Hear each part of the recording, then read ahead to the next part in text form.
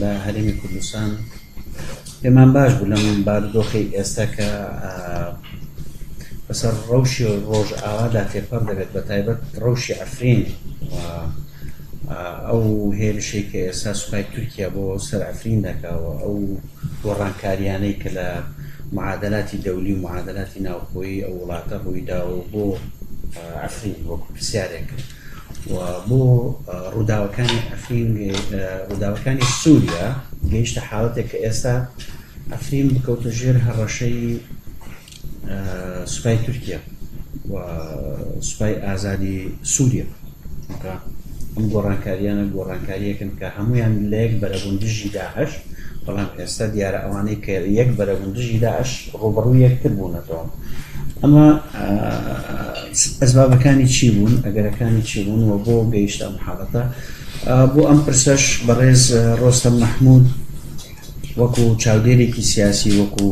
توێژەرێک لە کاروباری سووریا و توێژەری سیاسی ئەمڕۆ ئەزیەتی کێشا بەوەی کە بەرچاوڕوونیە پێشکەش بکە سەبارەت بە ڕەوشی ئەفرین و ئەو ڕووداوانەی کە بوونە سەبەبیەوەی کە ئەفرین بگاتە ئەم حاڵەتەی ئێستا تێدا. زۆر سوپاسی دەکەین و زۆر سوپاسی بەڕێزتان دەکەین کە لێرە ئامادە بوون بۆ ئەوەی کە بەیەکەوە گفتوگویەک لەسەر ئەم پرسە گەرمە بکەن و داوای لە بەڕێزیان دەکەین کە دەست پێ بکەن لە بۆ پێشکەشکردنی بابەت بکەین. گەلێک سپاس دەکەم دکتۆر حەکیم، سپاس بۆ سەنتەر و بۆ کاک سەرۆ و بۆ ئامادەکردبوون و بەژنەی خۆش و خەلکی سیڤیل و شێروانی ئەفرینە بتەوەین کاک ژیان حوسەریژی خەلکی گوندێ بورجی عەبدوڵۆیە گۆدۆ ئەو تەیارەی تورکی بۆمبەباران کردبوون ئەو گوندە سلامەتیش هەموو کەسێرە دەخوازم شفایش بۆ من وەک کۆمەڵناسێک شەڕی گولعەفرین دبە ڕەنگێک نوێنەژ ڕەنگی شەڕێ نافخۆی سیڤیلی سووریە، یعنی شەڕی العەفرین دبە گۆرمن ئەوایە نەتیجە شەڕی تصعید شەڕ بناوبەرە کورد و عەرەباندا زاتەن عەرەبی سونە محافەزەکاران ئێگۆ بە دەستی تورکیا شەڕ بکەن لە شەڕی وانایە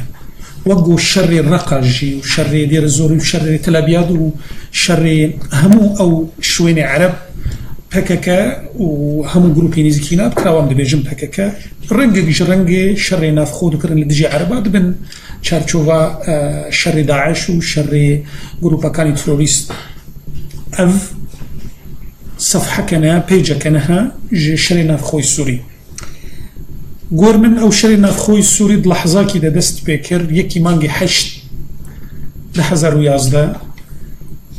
ڕێجیمە سووریا بگشتی یەکەم جار هجومی باژارێکی تکە ناوی حەمایە دنیلی سووریەدە ئەو باژار نەدبن دەستی دەوڵەتێدا بوو باژارێک ملیۆنێک ئینسان ملیۆن 200,000 ئینسان تێدەنا سەرانسەر 600,000 دەردکەتن خۆ پێشاندان ڕۆژێ جومای دوای ڕۆژێدا یەکەم جار شۆڕەشە سووری دە 300 کەس هات کوشتن کەسێکی سونی وەکە باژاری مەزن حەلەب و شام و حموس دەرنەکەتن شەقامە خۆ پێشاندان نەکردن و چاغیدە توشتی مەسەلا سووری دەهاتە خویاکردن یەکەم تشت ئەو شۆڕەشە بگشتی خەڵک وەرنە شەقامێ و ڕێجیم بگوهرن تەنە نە مسرە نە تونسە نە یەمەنە ئادوەمین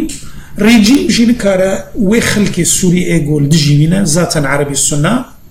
نکارواتە نەبکە ژوێنە ژێکی مەها 2011 شۆڕش وەک ئەو بوهارە عەرەبی تەقلیدی نەما ڕەنگی شەڕی نافخۆ چێبوون بگەلک جیا لە ئالیەمە وەک کورد دی دینامیکی هەبوون ژە ئەو شەڕی نافخۆی سووریدا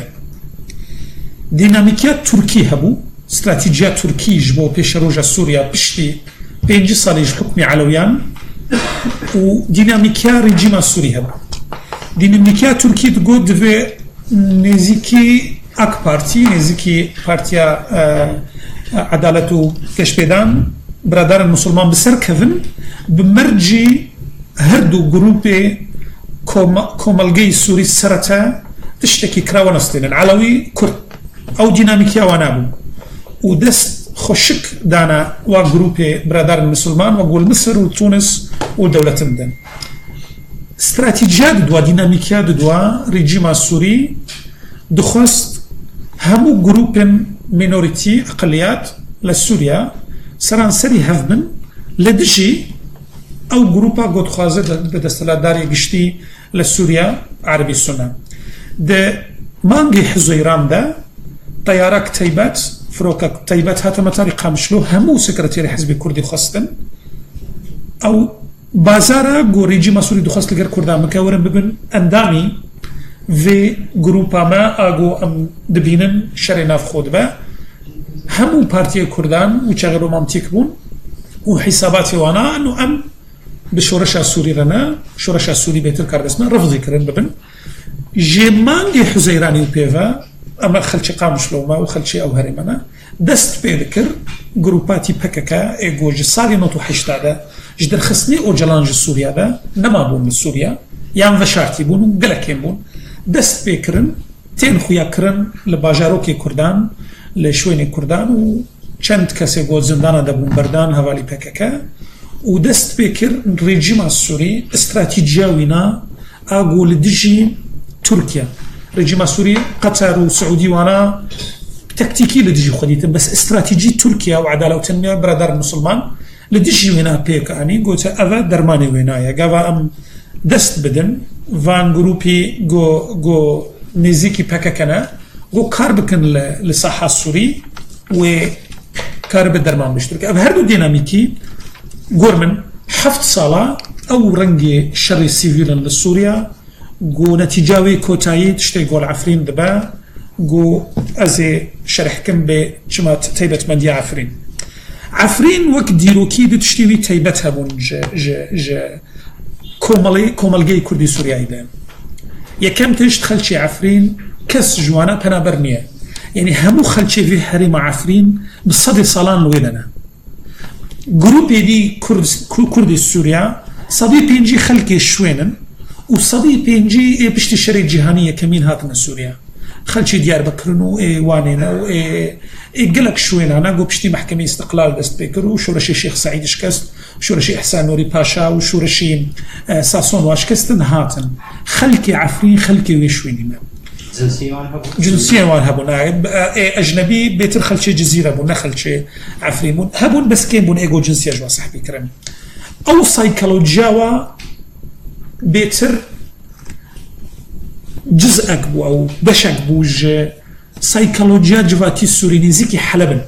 يعني نبرع عفرين وحلب يكسعتها وحلب يجي قلاي كومالجي سوريا وكولتوري سوريا نوك خلشي جزيرة زور دورن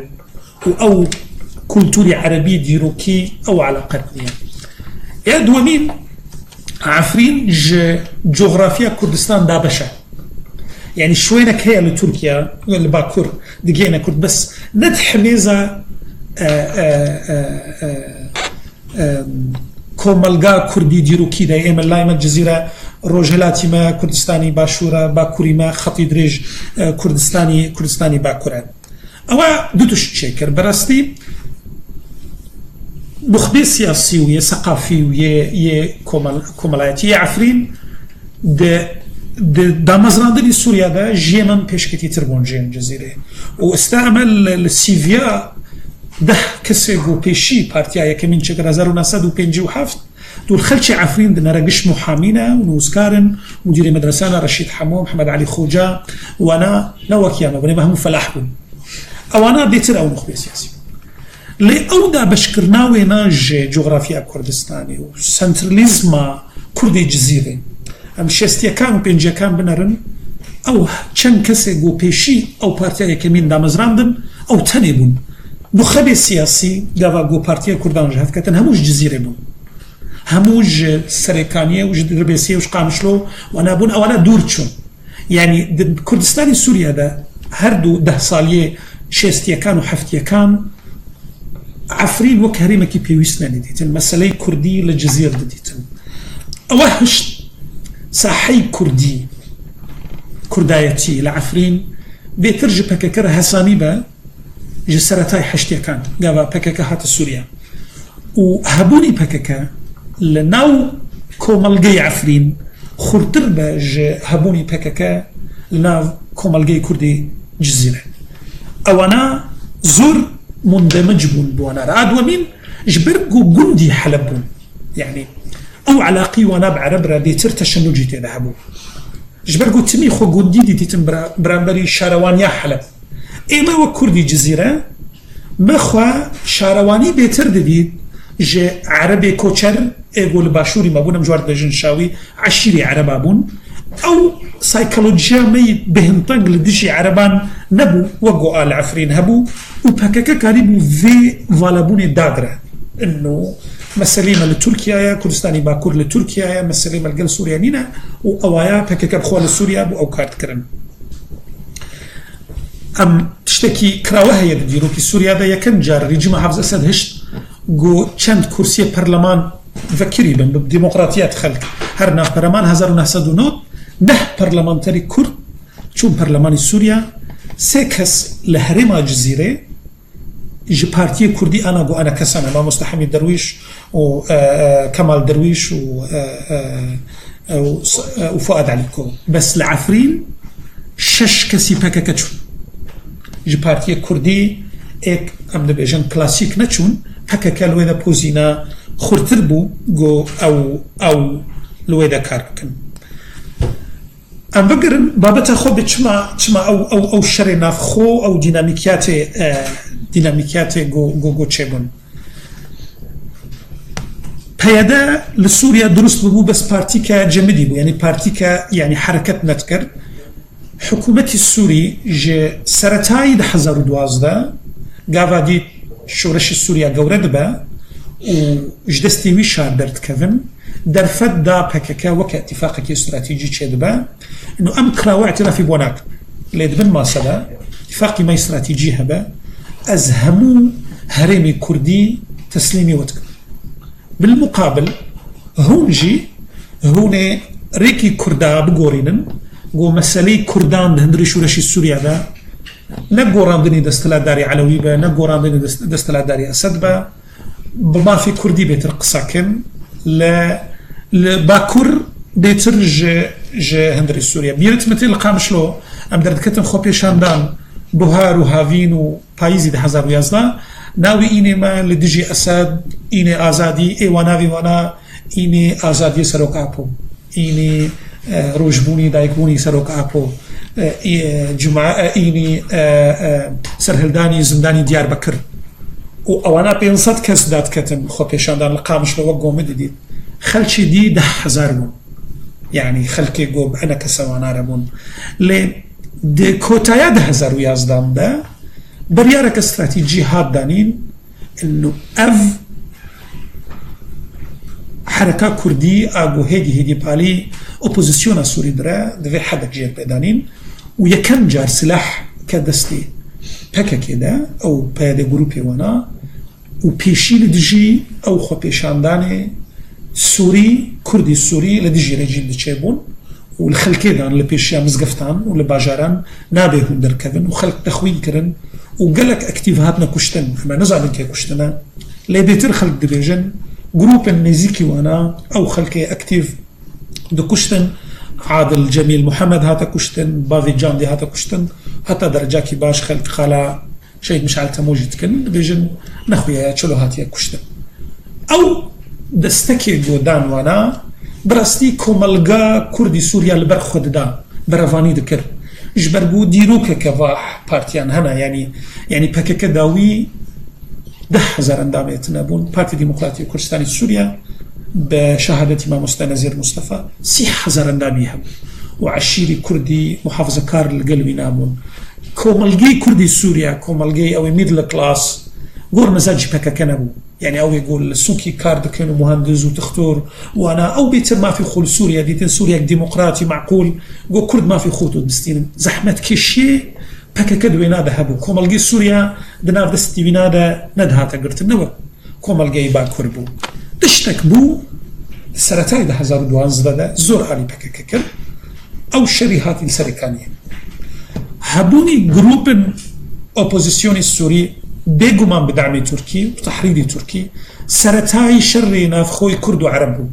هبوني جروبي غرباء الشام واحرار الشام وافانا باوكو دايكي جبهة نصرنا جو هات الناف شر ناف باجاري سريكاني وبيارمتي وبإداري أجهزة تركي مسألة شكنان دني بوزي كرد يعني تشتي قول ناو سريكاني كرن ريجيم السوري هيتش نتكر يعني دوخوا بيشان دار لقام شلو تشدون يك كرد يك عرب ريجيم السوري حتى سرطاي ده زود وازا عرب قمعي ذكر بومباراني ذكر شي ذكر كردي آزادي تشون ناو بازار ودهاتس شري يقول ناو سريكاني تشيبو أو شوتان دني آلاي كردستان قبولي نذكرن أو جروبي إسلامي كان جو يارمتي تركيا داوانا قبولي نذكرن آلاي كردستاني برسكن بكردي قسكن أو برفانيه جروبن جقنديل هاتن شركرن أو شريجو قدهرو جان دريشكر وهموكم على كردي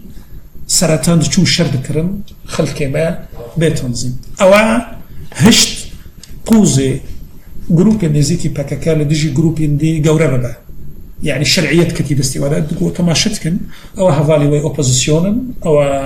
أو بيجن ديمقراطيات بينن أو تشتكي تكون بعسيا كان لديجي منا كردنا الشرع سري كانيه سرطاي ده حزر دوازده وهراندنك مظن ده يعني ده مشكي كردي سوريا ده شكل ونزيكي وينامون ليه بكاكا أو استغلال كر حتى داوي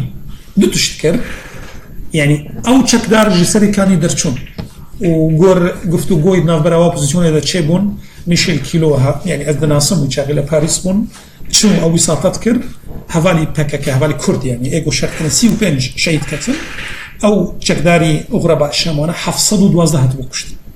شبرقو هاتبون أو يدي قناص مول تجيبون قلق شوانا كشتبون ليه مسألة أو استغلالي كرم بدأ تشتان يكم تشت همو شاركاني كردستاني سوريا بندستي خود قرتن بتوافق بدولة السوريا ده ودست فكرن مسألة وانا نما هرمي كرديبون دست فكرن بيارمتي رجيم سوريا هرن شاري عربان احتلال دبن دعوة انه ارهابا وتيروريستن وجروب يخوض شكرن وحدات حماية الشعب يقوانا وشابهاتنا درست كرن ودست بكرن ليه دوا هرسي الصالة ده 2012 و 2013 بيتر دقو ام برافاني برشاري خودكن ام شارنا نزيك ليه 2015 و بيفان او جروب يقا دست بكرن بكراوتي وقت از لعب بكردي نظام شي وك ياري كركي دبندستي رجيم سوريا ده دتشو باجاري عربانا حكمي ذكر ونبس حكمي ذكر او اديولوجي يعني ازفنا قال لك غير من او اديولوجي جو كومالجي كردي سوري قبول نذكر او جو كومالجي تنظيم كا ونافي ابو اديولوجي ابو او قصاي قورا ويكتيا ملتان وسروك ابو فيلسوفه يعني هولي دال سر عربان تطبيق نزيكي شاراني كردان شارن هنا صدي الصب عربا تلابيات تلحميس وجزعة أو شار كرتي ذنين بيارمتي رجيم سوريا بومباران ذكر رجيم سوريا قالك مجاز رجي سيفيلان شكر وعند شو دستلادار ذكر أو أديولوجي خسر أو كسب فرض ذكر أدومين جوج أو رنجي جو يارمتي سياسي نبرا ورجيم سوريا ذهبوا 2015 الروسان الكاري باجار بحقيت كرن وريقد ذان بككا او جروبن نيزيكي بككا جوا باجار احتلالك وخلكي وينا قبول لك خلكي فقرا يعني خلكي مهاجر ذكرن قبول لكرن واوايا قال لك يصير سيكولوجيا عربي حلب ليست دو باجار هنا زور برافاني لديجي رجيم سوريا تكرن هذه منغ وترفعت باجاري عربانا للرجلات عفرينا او باجاران الروسان 2015 ده محقي كر واناج عفرين هاتن او باجار دستلا دار كرن وهتا استجي قبول لكن خلكي وام شارع ذكر شاري خواه عربي السنة عربي حلبا خلكي ويدنا وقالك جوانا انا جروبي او اوبوزيسيون سوري دنا ب جيش تركي ده شرط كن او رنگی سلوکی گو کرن ده 2015 پیوان دجمنایا کردی عربی چکن يعني هردو صالة كمين شورشة ده ريجي كردان جوانا يعني وانا بريالي كردان بدرستي خد كرد ولكن عربة فرقي بو بس شر نافخونا بو يعني كرد وعرب لسر سوشيال ميديا هنا دوش منن يعني مثلا نما كذب بيجا بايدا وأوبوزيسيون عرب كرد يعني خلق كشتن خلق سيفيل ورقايق جوان مثلا وحتى أنا هفالي ما يخلشي رقانا قد ديمقراطا دبيجن أو كشتن زيدا أو بمبارا كرنا زيدا لدجي رقا ونكر تشتكي ديجي كرن دا أو ردا حلب دور بيش ببو خصوصا رجالاتي حلب ريجي هبو تاني جردون ريجي كاستيلو ناف برا حلب وهري من قود بندستي اوبوزيسيون السوري دبون لجوري كاستيلو وانا كنترول ذكر هردم او ريجي كاستيلو قو سيارة دچونو دهاتن يارمتي وانا قصفي ذكر او دور بشكرني حلب قلكي رولا وانا هبو زحمة كشي بوبوزيسيون السوري تشيكن ويارمتي بدن هردو شاركاني شيعة قلباكوري حلبن نبل والزهراء قو اوانا هفالي ريجيم السوريانا هردم قو شرط شيدبو لهردو شاران اوبوزيسيون او هردو شار بزيون السوري هردو شار كنترول كربون هفالي بيدا يارمتي تانوانا انا از ویگشتی دبیجم لسر چه لسر عرضه بود دوا چارپیم سالادا ل افغش نایوی واتای گو ترک او ترکیا استراتیجیاوی برینه استراتیجیات ترکی هبو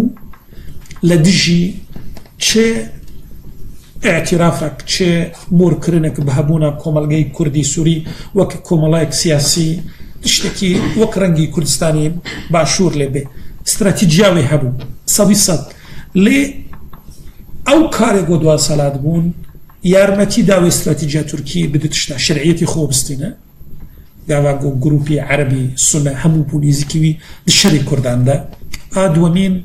يكري جنما جو تركيا روكيج روجا تعاملكي بوزيتيف وقول يعني وقول كردستاني باشور كردستاني باشور جبالي وكا جعربو بس داوي يعني اعترافي بكر يارمتي ناو دولتي سلوكي نخبي سياسي لكردستاني العراق يارمتي كرجو او حشكبون او دجبونا توجي تركيا دجينا نبو دشتي قد فاصل بون يارمتي دا او استراتيجية تركي بيجو من استراتيجية تركي هيا جو زور بسر كمان مثلا دومين از تجاري نابجم يعني انه جو بارتين كردي دجي انا كسوانا قول الهف كربانا ده حزيرانا ده حزارو يازدادا وتشتكي شيء تركيا ونسا تركيا او استراتيجينا هبايا لي او رنج شرينا في خوي انا بواب سران سري سوريا بناف برا عرب الكرد ندها طرودا وكرم جبرجو تشتكي بكيكي سايكولوجي هي للسوريا كومالغا سورينا ناس يعني يك جوانيتي سر شعبا خلشوانية سروك بلديا قامشلوية يك موشيتي سروك بلدية عفرينة قامشلو سري صدي بينجيش خلكي نكردن بك بعربي نازانا و ايوانا يقو كردي سوري نجي يعني نخبي واي سياسي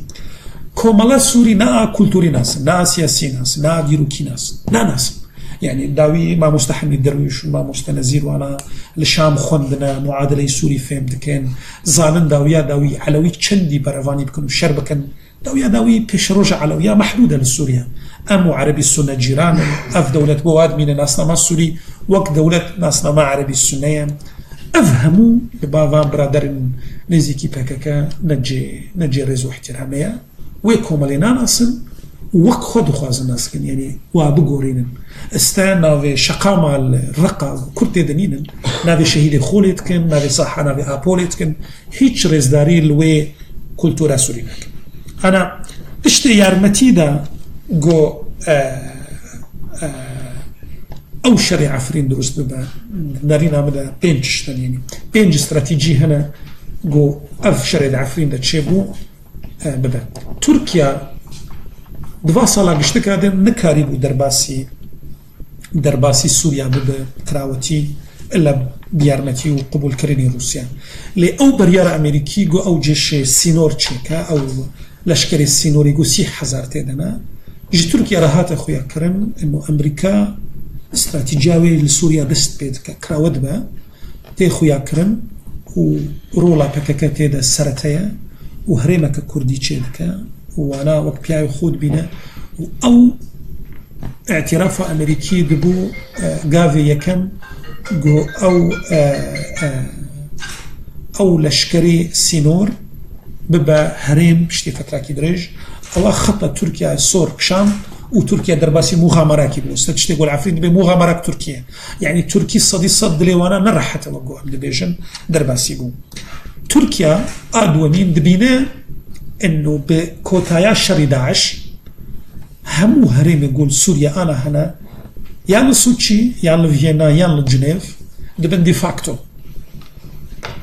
فاكتو جبرقو الشري قورنا مال سوري دبن يشتك شري بتشوكن تشتي قو ماما تركيا بينا أو هريم يدبن بستي أو براندري بايدا دا دبن دي فاكتوك ودولتي نافنتوي وما صابرا حتى أنا ما صابرا يعني حقيقي نهات يعني السوريا بازار كرنسر ودي فاكتو يعني دكا تشتكي فرمي ودكا تشتكي دستوري يجبروا له تركيا دخازوي دي فاكتو بشكينا وبيجي أزلفي دما أسكارم قلك يخرابكم أو تشتي قول سوتشي أز بإيران وروسيا را أو دوصل أز اتفاق دكم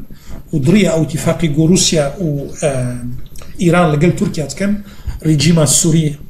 همو هريما روجلاتي حلبستان ريجيما السوري همو بارزغاي حماستان بارزغاي حموسكان يارمتي داي أو سينوري نافبرا لبنان وسوريا داي حمو باقشكا وكراوبكا بوخو تركيا بجازة تنازلي جوي حمو بكم وقف دي فاكتو بمينا دخوازي درباسي عفرين ما بيجا أز أنا دهندري سوريا دا قوتكم أو دي فاكتو أز قبولناك هاد ومين روسيا دبينا هابونا أمريكي وقوتك استراتيجي بشتي شري داعش دا مزراندني في لشكري السينوري دا تشتكي خطر سر استراتيجية ويناي سوريا يعني روسيا بازاري وينا بأمريكا دبيجا أمريكا بيمي إدارة مشترك بكن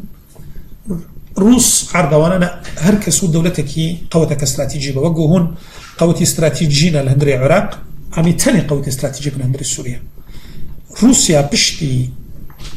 كوتاي شري داعش لسوريا ودبينا يعني إلو 6,000 كيلومتر يكجس سيج عرض سوريا بندستي وابرادري نزيكي بكا كدنا أمريكا استراتيجيا خوا كراوتك روس دبينا أمريكا بشريك دي أو شوينكي جوش خور جديد أو يا بيش روجا استراتيجي الويدية روسيا يارمتي دا تركيا جو درباس بجبوي بروجيكت أمريكي بشكينا وبيجا أو بروجيكي جو تو خيال دكا شوينتي استراتيجي الفيدا هبا أم كارن دريا تركيا دا بشكينا وأم يارمتي بكن قلك يعني مصلحة برجواندية روسيا دفيش كان عندنا عفرين ده هيا جبو بروجيكا أمريكي دهندر سوريا دا بشكين ريجيم سوريا أوجي دخازة أفشار دروست ببا جبرقو يكجي تشتي غريب جو سوريا عرضي دكا جو وقت شارع سيريكي نيفانا نا تركيا درباسي مغامرة ببا ونا باكاكا بشكا دبيازي درباس وقت ريجيم وقو سيبان حمو شرق الأوسط وقوتيا سروكي شرفاني يبقى قوتيا روسان سر معارضي كر إنه عفرين تسليم رجيم يمكنوا ما قبولين كر رجيم سوريا عرضك أو ورنا وعفرين أو شرفان هرنا الجزيرة وجبوا تركيا درباس نما لمرجي ليشي حتى درباسي عفرين ببات شتكي غريب دفر ده سوريا لا مرجي رجيم سوريا حتى درباسي عفرين ببات في إدلب بديني باريزغاي إدلب بديني يعني يشهدوا عليهم في بخوان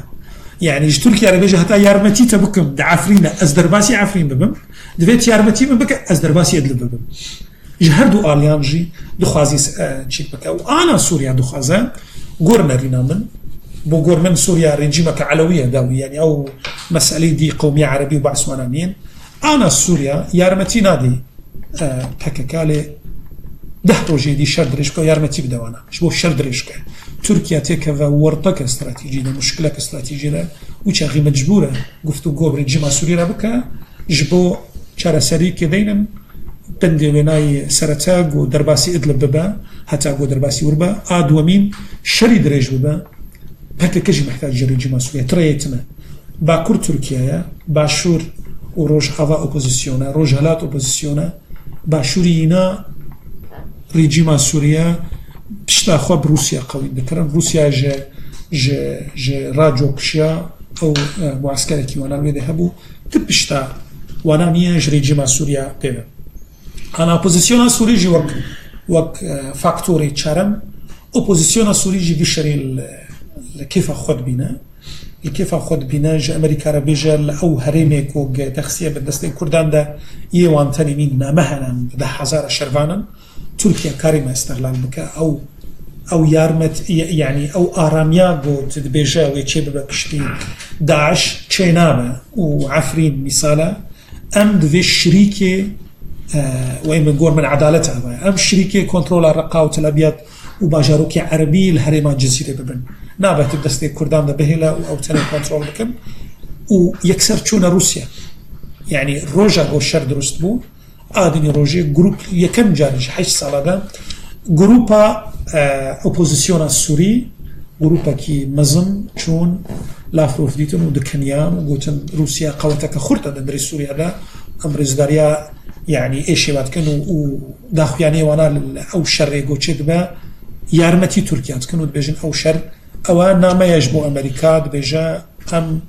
خرطن لهندري سوريا ام كارنشي كان انا تشتي جو خويا كرم دو نقطه داوي ام نظن بقوتا بككي دعفرين ده حتى كده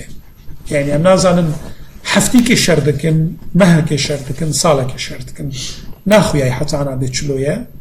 غوروينا واستراتيجي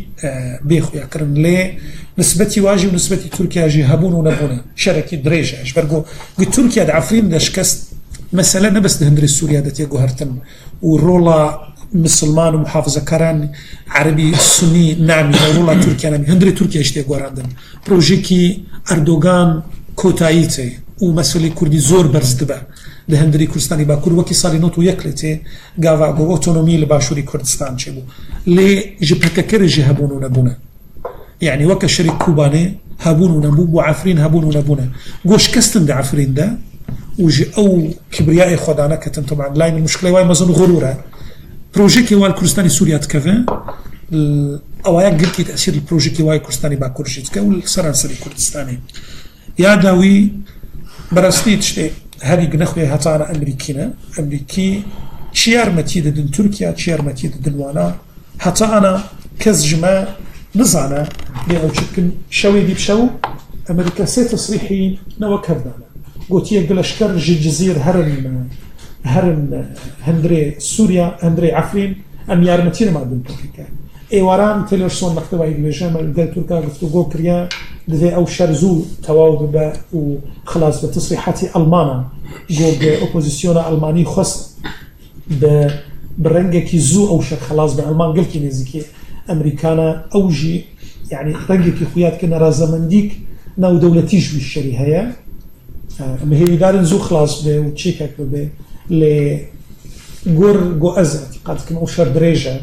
وأبايا سرطاي وينايا بيكج ديناميكيا هري خرط بهندري سوريا ده أفا مابي سوريا شون دفا حفت صالة دهاتا جوهرتن يعني أجا أمورن سرطاي ده 2012 بينن أنا يكم جار دفا أو هريمن جوجبن كنترولا رجيم سوري ده تكلم فاكرين بينن أو دورا كامشلو عنايا أو جي نقطة أوبوزيسيون عنايا صورن لهمو هرمي محافظة كار لسوريا دو خطي محافظة كاريه هو تشني فراتها شان الرقاو ديال الزور وجبيله وبوكمال ونانا ووجه عمودي محافظة كار حلب حما حمص شام ودرب او هدو عمودي محافظة كار وجه هرمي علويانا او وجه هرمي كردينا وني انا ببين شون جوغابا هردو عمود محافظة كان جوردبا گۆرس با دینامیکیا تورکی هەرێمی کوردژت کەبن دەستەی کورداندا یان دەستەی گروپن نزیکی پەکەکەدا هێدی سەرەتای لە 2012 دەست پێ دکا ئەو سەرێکەکانی وانە دەست پێ کرد يكن جاد بتشكتنج هاي مع الاسكندرة شوية بتشوف بس شوية دورة لهريمة الجزيرة تندس خصم أنا هم ببینم هدی سرطای 2014 پیدا مثلا هرمی کردی درباز بکه و دچان هرم بيتر ليرة بواقعي كوتايا 2012 مشكلة كوتايا 2012 أو كوتايا 2012 أفهرسي هرمي كردستان السوريا فعليا يعني كل زي دي صديق شيس على بهرسي هرشار هرمانا يعني أفا جزيرة أف منطقة أفجي كوبانية أفجي عفرية جوو بيفا دست بيفا استراتيجية أمريكية استراتيجية كردي واستراتيجية محافظة كرام هادو يعني خطي خوي صور بالباستن هدي أو جروب المحافظة كاري صور يعني جروب جوليزيك أوبوزيسيون السوري جورة دبن بس بويرجي هرمي جود من دست كرداجي جورة دبن أو داعش درست بو يعني أبريل 2014 دست بكر داعش كوتايا 2014 جا يعني نتيجة خوي نهائي ليه بشكل عندنا داعش بس تماشا كنت چندي هرين من دست كردادا جورة دبن أنا داعش بشكي تماشا چندي أنا أف هريمة هامي بش دبازر أو شريك ودست بكرن أمريكان يرمتي ودا أو استا أو دخستن أو كريدورا تركيا ليدا شكل جبو كرد نجينا بحرين أو كريدورا جرابلس بروجلاتي حلب دانا الجنوب سوريا أنا أبايا هافينا بحزر الباز دايا بو شربيابو يعني زروة استخدم شكل هذا بحزر الشازدا أظهريما بروجلاتي سوريا ليش كذا بالستيوانا بالمقابل أهميرا أبانا باجاروك عربن منبج عفوا منبج ترفعت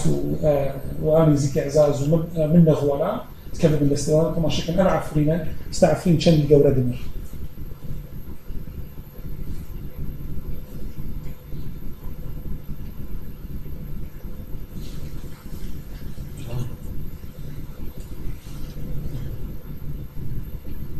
هتا كوتايا 2016 بو شر جادي فاتوا زقلك سباسيا وقت كان قلت ممنونا وأز أنا درفتي جواد خوازم بدن كان جيان حسري سياس مدارة وخلكي عفرينا بحثا ديتيلا يقول عفرين دبا بكا يمن بس دهتا قانزني دو خوازم وتاني لا تخش حد سؤال مش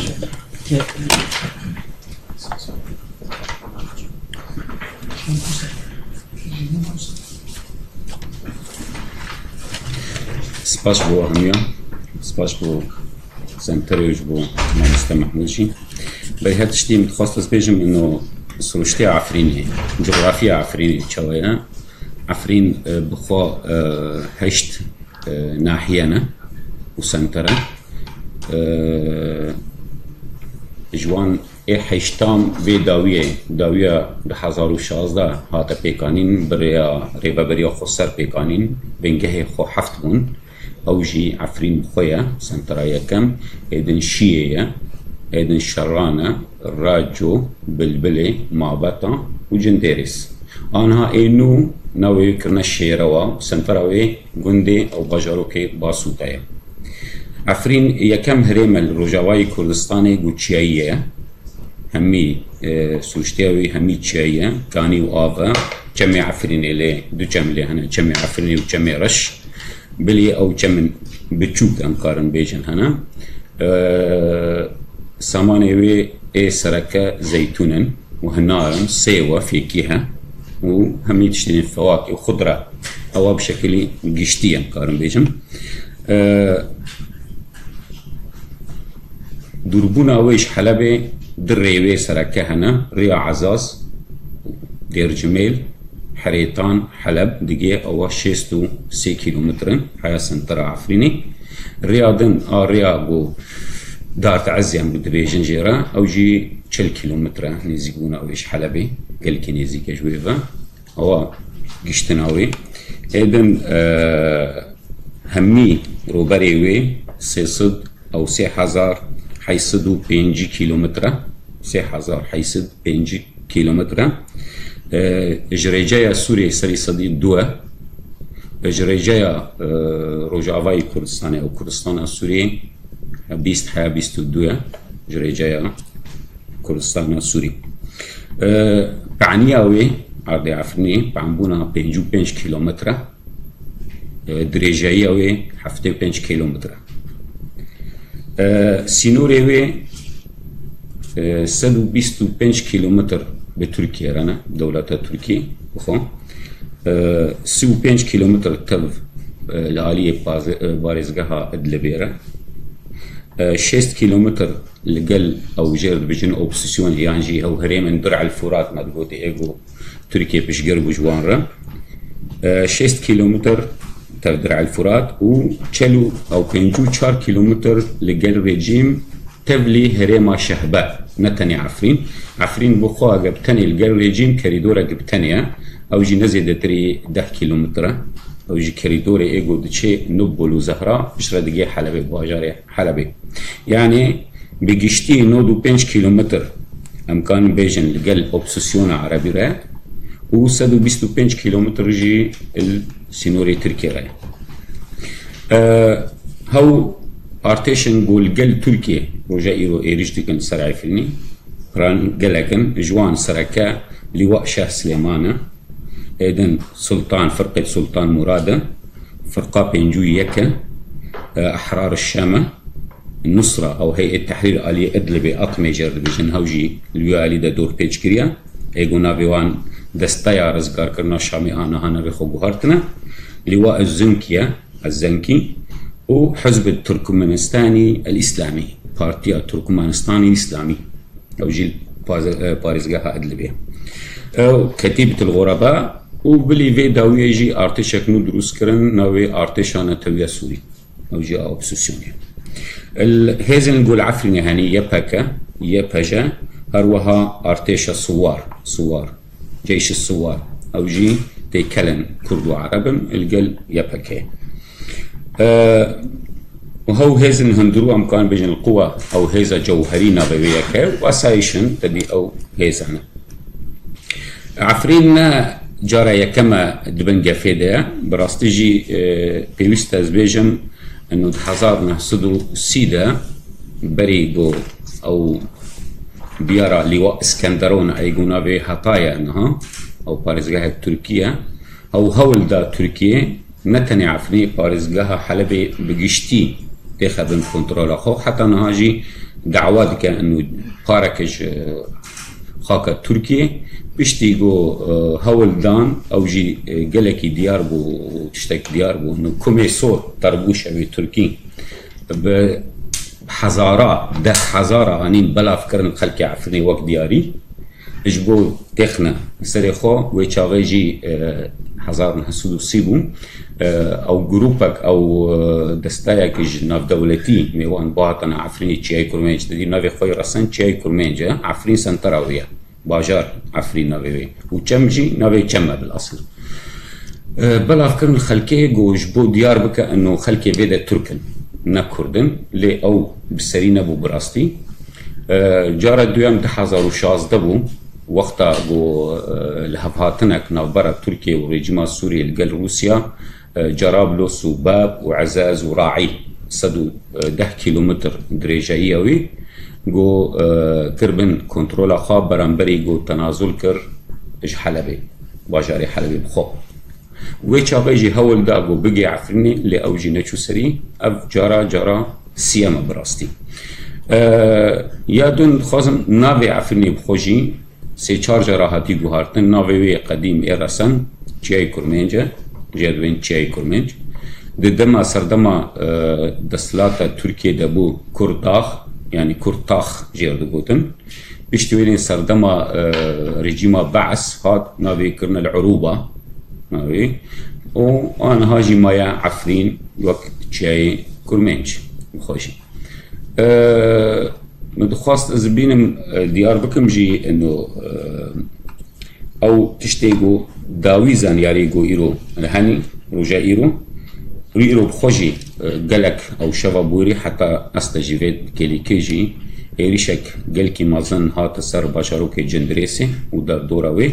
حتی نها او گند و باجاروک ابچوک ایگو دبن توپاوارانی پالافرن ترکی ده ایگو لیک هتنی موچمو شک بن یانجی پالافر بن سیویک گند و باجاروک تعدادی های وان بلی برگهن لشگری اگم وانا دین آلی که تقریبا حیانها 109 برگهن لشگری توپاواران بونه لی وکا گند و باجاروک سیویک گند و باجاروک توپاواران بونه حتی نهاجی گورزانیاری ما 5 شهید هیا و کوچبرگونجی باش چی بیا مثلا نهاج گنده او ناحیه جندریسی حیا و در دورا 5000 او جمال خو کوچبرگونه هاتنا سنتر عفرینی بخوشی و در دوراوی هاتنا گنده در دورا ایک جیگو اوله امکارن بیجن 7000 جی هول دانا گو درکبن دروی عفرینی هریما عفرینیان چی کرمنج مشكلة چندري مشكلة انه ريجتنا ريا رابيان كوچبري اجتنا جبرگو همي چارگوشي دور پیچه او كريدورا الگر ريجيم تاني او گرتيا قاپاتا حيا اگادي يعني هناك معلومات او اگاهي هابون انه هناك كاس خوغاندنا او نبول وزهرة خاصة درباسي حلبن حر نفركي او سيطري الويدا هر نفرکی 6000 جوان ورگرتبون بشتی گو 6000 سوری طبعا او جی مبلغ السوری قلق براستيجي بشتی گو گهانا درگه حلب خاصن درباسي حلب بن او سيطري ريجيم ديسا او وگراندن ونكاري بون درباسي حلب بن يعني رجائرو همي آلياغا دور پیچه مكسنکانا بحرگا ایرو تشتی گو داوی چی بو ایرو شواچونی گوهارتنک چی بو یکم جار اش دست پیکا به ایریشه یپک وان اوجی دست به ایریشا دکن ایریشا جی اکی استراتیجی کرن براستیجی اوجی کلا سمعان جا باشوری عفرینیه لگل اوبسیسیونی سینوری عفرینی با اوبسیسیونی رجی اوجی دبن دست هیئت احرار الشام بو شوابري او كتنا ويدري وكرنا بن كنترول خاوي جيك استراتيجيك جبر وصاجي بياني ده او ايفاري بشتين نيو ايواري حتى في دقيجي او توبا باران دك تاريخه او قلعه اثري اذن جندي جلميا اذن اسكايا شيروايا جنديرس هرور بردوامه توباران لي وغايا توباران بود غايا اوجي صدا ميدان كي او صدا اغوريا او بندا اويا براستيجي او بندا قبل كما زنا كي شهيا انه مشكله راست توباران ببا براستيجي وي كارثتك شي ببا اگر هو بند تعدى بقي اذن او تلي عنداره هي نافي او معبد عنداره عمري 4000 ساله جهه شونواري ديروكيه اللائحة أو لستا يونسكو ديا أوجي توباران بودوني أوجي كيشاك مازن بو مشكلة براسلي الناحية راجو زور إيرو بتوندي تي قذيفة يان موشك تنسر تشاواني أو رنجي قصف يان توباران أو طائرة أو بالافرن F-16 F-16 مدفعية دورة تانكن دباباتن راجمات صواريخ ومشكن زمين جيدو بيجن أرض هوايا وإيرو يكم جارجي أو مروحية هليكوبتر يعني عمودي جيدو بيجن أو جي درباسي شربون براسي إيرو أو يكم جار جنديرس حتى أنا قلك تعداد هاي وداوي زانياريجي 25 بريندارين جران لويدا هنا 5 كاس اما في اس تي في داوي 5 كاس شهيد بون وحياجي اوتومبيلك اسعاف وقدريجا او جي بوما بارامبو براستي او سدمي قلكن كك محمود قلكي باش سر ساكنين راوستيا لمدخواست از تشتكي تاني اللي زيدا بكم انه تركيا هرور صدام او ارمانجا وي سركه انه دوزا قالي كرديه كدوزك خاك وقل او تدا بومان نيه هري مبررات حجج يا بكا يا بجايا يانجي جريدانا وان بي بكاكرا وافجي بلكي كماسيك ويا شاشبونك اي بيادبو ايجو نظام مش بوش وساكرن براسي جاي نظام يعني ويني سروك عبد الله وجان بريز عبد الله وجلان ويني تشتي يعني جريدانا خب بكاكا نخصن حتى بسياسه دي كل دار ببن خواستن برز بكن وحتى بدقيجي هنجي نبهارتنا او سياسة اجي كيشاك براستي مازنا ليه تشتي يقول باريزقها ادلبي تشيبو براستي او الهفهارتنك اورتا تركيا وايران وروسيا هبو الاسيتانا او جرد من او هرم او لا يعني جي كيم كرنا تندو توجيه او هرم دوي تبريار بتناخو نهاتان اصلا دابش ببون نابرا حرسي جروبا حرسي هزا روسيا وايران وتركيا وسروي اساسي جي انه تركيا دسبيكر بارجهن خوي لجري سر سينوري عفرين دسبيكر شيكر وكا بارجه جورال سر جاي بركات بلنترين جاي ايجو سينوري عفرين واي باريزغا ادلبيدا دروسكر وياك ديجي السمعان قلع السمعان جاي سمعان دروسكر وهنك ديجي حياه عصاص دوازده بارجها دروس بكا تشتيقو تشي بوي انه ريجيم دقال ايراني وقال جروبي القلوان ايشك برن لسر باريزغا ادلبي و غوندواري باريزغا حمايه يعني نافبرا حما وادلبي او جي نقور الهفاتنا اسيتانا بو براستي هفا تركيا ديت انه تكا غاتي كغازا دزدا ادلبو او كسنقول ادلبي او بسيسيونا قول ادلبي دا خواست انه رولا خا باشاروجي سوري دا تدا باش مازن بكا او ايريش بتاني دس بيكونو حياة دصد قند وباشاروك اجباريزغاها ادلبي و حماي كرنا من كنترول خا هيزا ريجيم وقال اوبسيسيو قال ايراني او جروب قال ايراني براستي افجي ايشت انه تركيا قالكي ببنا انه نما كاغازي ويدستوي ده نما كاغاز هنا وبالتالي رولاوي باشا روجا سوري ده نمينا ايشت افجي تبلي او بريارة امريكي انه دروس كرنا هيزا سينوري اي سي حزاري ونتني او هورجريه وي تيدا دبيجا انه اجبو بارستنا سينوري عراق سوريا وعراق وسوريا وتركيا اللي باش سيام ايجو بيشكي ام قالكي جو هنادني جو باراستنا سينوري اي جمي فرات افجلكي جرنجا اجبرجو اوبسيسيون جلكي سيرفي راوستيا تي وتا يعني وان تي وتا يعني جمي فرات معناته سينوري دولتك سينوري دابشكرني باشا روجا سوري يعني ما ام تيجيشتنج بو سينوري تركيا وسينوري عراقي جا سينوري اوي شي كما ناو كرنا سينوري اوا جوا فرات او جي ديت انه كيشاك مازنا ممكن او هرم دير الزور ورقايا وتبلي جزيره كردي وهما حياه دقي منبجي او جي القلب او بندستي كرداده ببراستي ابا ايشت انه بيتر باللز تركيا حركات بكا وبخوازه انه هناك كاغاز النو بدس خوفا بينا اجبرجو دخوازه باشاروجا سوريا دا رولا او رولا خوازه تربكا بشتي كاغازا ادلبيج دس ويدي دتشا نديد غير كاغازا عفرني وبراستي جي عفرين تشتكي دير دخوازن داوي بيجم عفرين يكم هريما جو كرد يانجي يبكا يانجي قصد يان چدبا ناويو چدبا دبا ايگو كان برگريه تيدا بكن هگر عفرينيش دس كردا يانش دس قصد يانجي يبكا ياني يبكا بشا نما كان برگريه الكوباني يانجي الجزيرة هگر الهباتنا كابا هبا دجي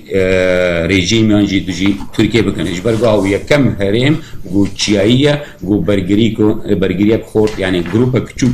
شرق گريلا كان برانبري ارتشك مزن راوستا براستي اوا بكورتين خواست از فان تشتيگو داوي زانياري گوهاني از ليزيدا بكن سپاس گوها اگت پرسيلا بن داوي زانياري از آمدن زور سپاس جيان حصري جيان زكريا حصري جيان حصري زور سپاس كاك جيان دكين بو زانياري ومعلوماتي كبشكشي كرد كومل زانياري زور گرنگ بون لروي جغرافيا واگر ما سيي بكن 125 كيلومتر لقل تركيا وكو السنور وهروها إسا 95 كيلومتر يعني 95 كيلومتر لەگەڵ ئۆپۆزیسیۆنی سووریا ڕوبەڕووی دەڤەری عەفرین دەبێتەوە جگەلەوە حاڵەتی ئەو دوورپێچکردنەی کە ئێستا لە دەوروبەری عەفریندایە و ڕۆلی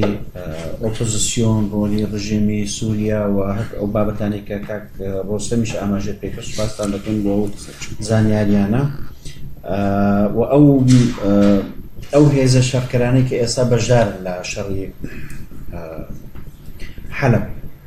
یعنی عەفرین بۆ ئێستا دەرگای گفتوگۆ دەکەینەوە بەڕێزان چوەکو پرسیار چوەکو مداخلە لەسەر ئەم پرسە سوپاسم دەکەن خاڵک ئەو هەرێما بۆ شەهبە ئەجێ دەبێژن ناوبەری عەفرین و کۆبانێ ئەوە سەد و دەدی هەرێمەک نە کورد ڕاسەنە دەیکەلە کوردن تورکمان عەرەبن لێ گۆڕ ڕێژەیە بۆ هاتی بەرێ هاتی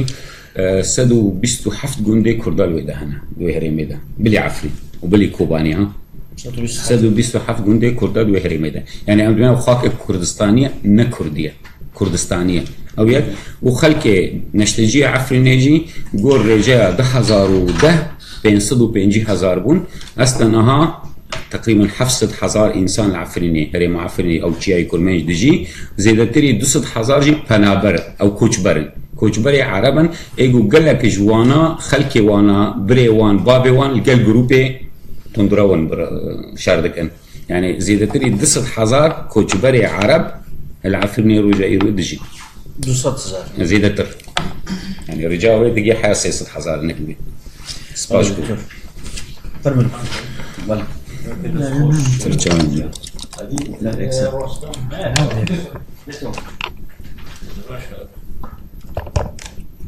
حتمان ببینی والله هر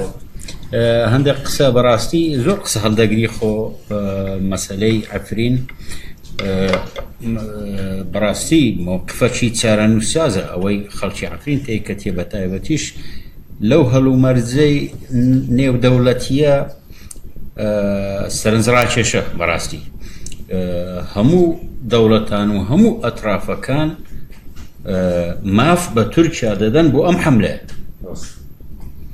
یعنی هاوسۆزێکی تەواو هەیە لەگەڵ تورکیا و تورکیاش بەخۆ بۆ هەموو هێزە هاتووە کەواتە جەنابەت باست کرد کە ڕەنگە بتوانن شەڕ بکەن نەخێر مەحکومە مەسەلەکە کاکە باچی ئەهەبی ئاخر خۆ ئەمەش چیامان هەبوو ئەو تیارە و هەلیکۆپتەر و ئەو تەکنەلۆجیایە ئیناتۆ ئەوە نییە و مقاومەکەی بەڕاستی ڕەنگە خۆ ئازانە قوربانی دەدەن شەڕ دەکەن بەس یعنی ئەوەیە بڕاوەتەوە مەسەلەکە بەڕاستی ئەگەر بەحسی کوبانی بکەی کوبانیش بەماچە پێشمەرگە نەبووایە پێشمەرگەیرە کەس ئامادە نەبوو یارمەتیان بدە کەس هەر کەس ئەستا لێرە بە حیساب ئەوە شەڕبانانی پەیدە و یەپەگەن لەوێ ئەو شەڕیان گرتۆتە ئەست و بەتمای مقاومە حتا پەکەکە کە ئەوان لەسەر پەکەکە ئەوە لێیان دەدرێ پەکەکە لەو دیوی تورکیا هیچ ناکە یعنی هیچ زەختێکی دروست نەکردێ بۆ پشتیوانی ئەوان لە عەفرین نەمان بیستوە نازانم هەیە نییە دەتوانن ناتوانن بەتەمان چی بکەن ئەوان جا بۆیە من هەر ئەوەندا من بەڕاستی نیگەرانم لەسەر ئەو وەزعی بەسە عەفرین داهاتیە کە پێویست نەدەبوو ئەمە پێشنیاری رووسیان پێ معقول بوو کە گوتبووی ئێمە ئامادەن نێوبژیوانی بکەین لە بینی ئێوە و ڕژێم و زەختیش بکەین بۆ هەندێک زەمانات بەڵام ڕێگە بدەن سووریا بێ جەیشی سووری بۆ ئەوەی ئەوە ڕوونەدا ئەو تەدەخولە عەسکەریە ئەمن ئەوەم پێ باشتر بوو بەڕاستی ئەوە عەقلانی تر بوو نەک ئەو هەڵوێستە ڕۆمانسیەی ئەو هە بتوڵات و نازانم چی و کە منتخەکە وێران دەبی و خەڵکیش دەکوژێ یەک پرسیار لۆ جەنابەت یعنی سنووری نییە عەفرین لەگەڵ هێزەکانی ڕژێم سووریا نها هي بس كريدورة كتير كسكا بس أو الرياكة تقريبا 10 كيلومتر 10 كيلومتر دريجي حلب دريجي نعم بري بري دريجي حياة شي حلبي باجارية سنترا حلبي أو نبولو زهراء جربنا أو خردو باجارو بيكتشك شي عمشينا الإيوه جعفريني سنتراوي بشا جاي ليلون كيمار جردوين براد ونديوين صغانك جيبي بدقي نبولو زهراء جيبي بدشي حريتان بشي حلبي هو كتشك يعني بس حتى انها اصلا وانجي قبات كده كراوني اصلا ري قبات ماشي سباس بس فرموز سباس معلومات طبيعي تصوركم يعني هر وكو برادرانش بحثيان كرن موضوعي مقاومة كردن لعفرين يعني رنبي دريجة بداتي دريجة بداتي بس نتيجة يعني منطقية محصورة وزور زحمة بردوان بي حتى بوشيوي كتركيا يعني بحمو استراتيجي خوي لسر سمعتي دولة وسمعتي خوي دانا وكتون أم مسألة سيطربك أم منطقية سيطربك ولا من حزمك البحثي أو بكري كانت إدي لدستوني عفرين تيا لسر بشكاني تري الرجاوة وهروها برأيي من تأثيرة مباشر شي أبي لسر هرمي كردستانش تأثيرة كي تيا تأثيرة كي أوي لدستوني عفرين تشجيع تركيا أكاد كهنغاوي تربني لبو أوي لليداني بيكاكاو لقو بوباكاني اگر ملاحظات كبير بيشي دو روج وزير الخارجية تركيا ليربو لا يعني لبغداد يكك لو نقاطاني كبحثك تون عراق وتركيا بيكوا هاوكارية كتر بكن بقوا يزبطي حدود بكن يعني ما تي ايه مبدأ بو سيطرة كذا يعني مش كيلو قبلين لا مسألة كزيادة بلد اما تشجيع تركيا كتشجيع بغداد كبغداد اخواي دبي حزتك اويها بي كسفاي خوي بين تسر حدود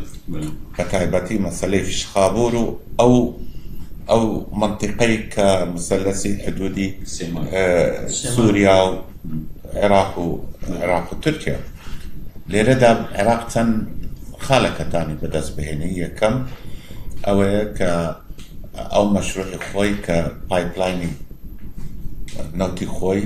رجع بكاتو بقيني تركيا او كبتما هروها نقطة خارجي حدودي بكاتو كلقى تركيا ربط بكرت كأمشهر دجي هريمة يعني دجي إبراهيم خليلة ودجي اقتصادي منطقية أمزال ليرة دا بالنسبة لتركيا طبعا بريني أم رجاء كربتي لبيني روجاوا وهريمو تركيا أكاد يعني باكور أكاد أمش هدفي استراتيجي أمزال من واب زانم يعني سركوتني تركيا بهيزي سكتاري لعفرين زور تجيعي كأم خطوي دوامين أم مسألة بباتا بيشوا أمش دبي سياسة مداراني هرين أمزا طبعا خوي أملا خوي دا مشكلة جي قولة درستك يعني بطايبتي أو نا تبايي كلنا همان هي طبعا زور كاس مستعدة كأما بكاتا مسالك كدجي يكتر أحزابه كان بكار بهنا أي أما بي أو زور جواني طبعا بالنسبة هريم يعني تجاهدي كردني تركيا لما مسألة شيء معقولية يعني بوهم مشاكل عنك هي توناتاني تجاهدي تركيا كي تسم خططي شيء هبي لازم منطقة وأمش تصرفاتي بيكاكو دو أواني كخوي لأصل دا يكك لهدف استراتيجي كاني لا واسكرني هرمه إذا أم نقاطناش يعني أقل أول بكرة زور قرينا وانا فهم نهار تركيا الدعوة كري أنه هرمك أو له حيراني كلاية 6 كيلومتر سر سينوري عفري سينوري خاحية 6 كيلومتر من أوجي جور لهفاتنا الجر ريجيما سوريا هي جبوي أنا هادوني أمريكا جي قصة سرويكر إنه فكرك معقولة وقت جوا إنه هريمك أوله يجيبوا أو 6 مليون ونيو كوشبري التركي بي سود براستي أو مساعد بيجن وان بينا لوي هريمي دانيشن وشو باري وان تواوي تركي خلاص بقى ايجو بي سود يا دوام براستي جي نهار ريجيم اقدار جفي تنسكر أنا ريجيم أقدار وراضية نوصابيا تدي كم روج جو أزي دجي بالافرا مشكي خويا أرضي أزي بيك بينم ليك درو دركت يا دو تركيا أردوغان أريكرن سر خطا غازا دويم جبو روسيا أريكريا أسكر أو جي برجوان ديوانن براستي عفرين تاني نوساجي جارنا مرات شني خيال جي دبيجا بري خيال بون براستي جي بشتي بيارا كركوك يام بشكي هشيار بون جي انه ما دقوا عفرين جرينج جبو نقشا كردستان قورا شار برشا كردستان بينجي جبرقو نزكترين هريمة جبو بحر سبي تدي يعني انا نظام بحر سبي لكي او هزين لكي انا هيا اسكندر وغلا بيشا بالاسكندر ما نوسع زين خونا ده دبي بس لازقيه لويدا لازقيه جبت لي بوي نا جبت جي كان لازقيه فارزقها ادلبي او تركيا جوي ترسيا براستي جي ترسيا وا جبرغو ريفا فارزقها ادلبي وي علي دوي قرزيده ترسى تركيا انه امريكا يانجي روسيا يانجي برنجي كيجرنجا انه قصدي وكا تشاوا رقا كنترول كر بارزقها ادلى بيجي كنترول بكا وقتها وسببها نيزيك بقى يعني 25 كيلومتر نافبرا عفريني وبحر سبي هذيك 25 كيلومتر يعني دور 6 كيلومتر ممكنه يعني بل وصل اوجي بلانك ممكن استراتيجي ناقين اقو صابنا ناقين براستي سمال كمان لي دقن سمال كمان نرجع خد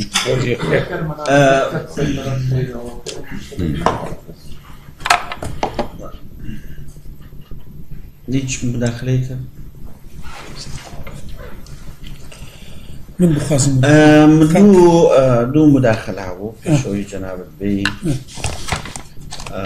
مداخلة دكتور جايز دكتور اگر موقف بسیاری خود لا او چونکه او تازه هاتو گردن آزاد کنی چه بو پرس دکتور؟ والله نازم سكان بجرنول ليش من انتباعي خوف لسد موضوع من متفائلين لسد او الشر برجري برجريه اريد قصدي وموجود شيء ذكر ذا بو عقلاني تربن وفيريز بو بتابت مقترحات الروسية وانا يعني وجبنا بتايبتيش او هم اما تجربه من هي لتكشكان ولا كاول كريم لويران بولو پشتیوانی شنینه اسم پشتیوانیتی دولتی شنینه زاني دكتور رشاد تشتكي بري چنداكي منو كاكسر وقصات كر لسر انه باشا امريكا خيانتي مكر ناف برادو حيوان دا لكركوك كعب بن بياو هفالو هوريكي ايرانيان مشكلة لقل اواني لا خيانتي لا ازوك وكي من نمونات بيش بس بيجي منو كاكسر وش قصات كرت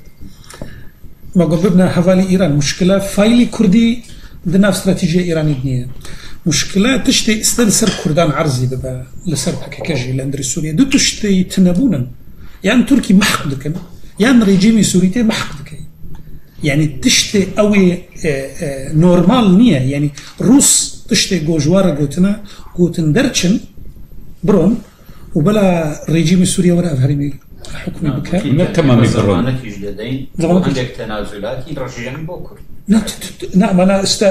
قال كرد للشام هنا لحلب هنا ريجيم تنازلاتي بواناكي لا استاد باتفاق